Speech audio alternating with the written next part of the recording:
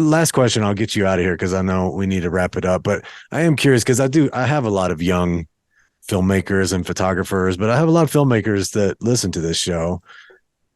Are you do you remain hopeful as far as like the world of independent film? Like as we move into this more and more saturated world of kind of quote unquote content and the only thing you see at the theater sometimes are like the biggest and look, I like blockbuster movies. They're great, but it's, Yeah, we all do.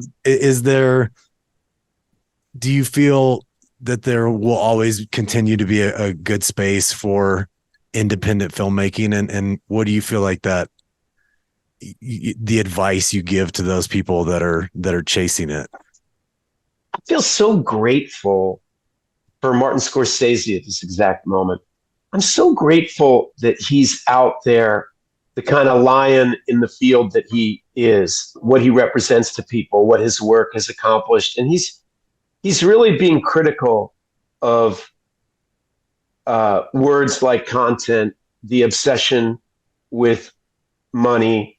There is a huge danger of becoming like McDonald's. They've over 5 billion served, equating with how much money something makes and how many people see it qualifies as good. We've managed to turn everything about the arts into a competition. Even Rotten Tomatoes now gives you a score.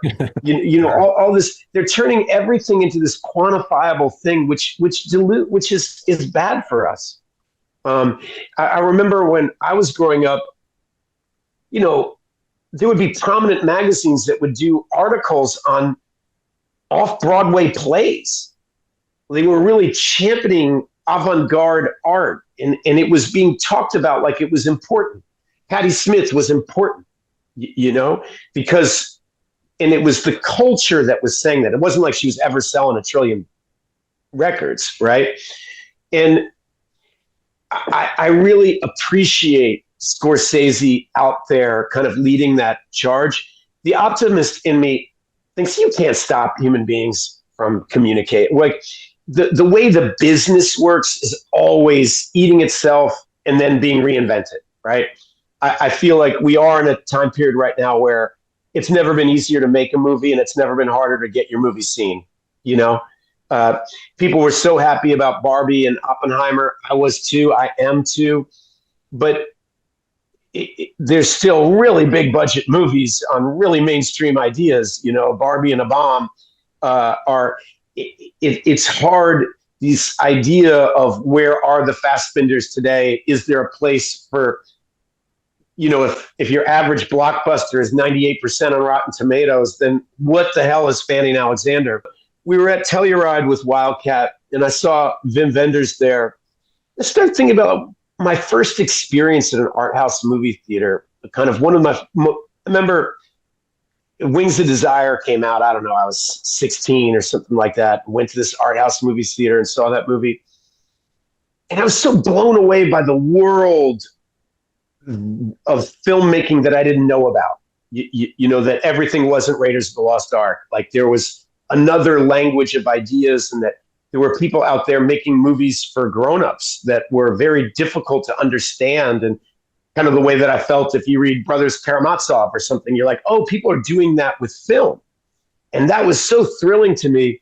And I do wonder if audiences, we're in this dance with our audiences and our culture, if they're not hungry to have that conversation, then these movies won't get made. Yeah. We're in this dance together. Like, would people sit through Wings of Desire now? If it came out now, where would it get released?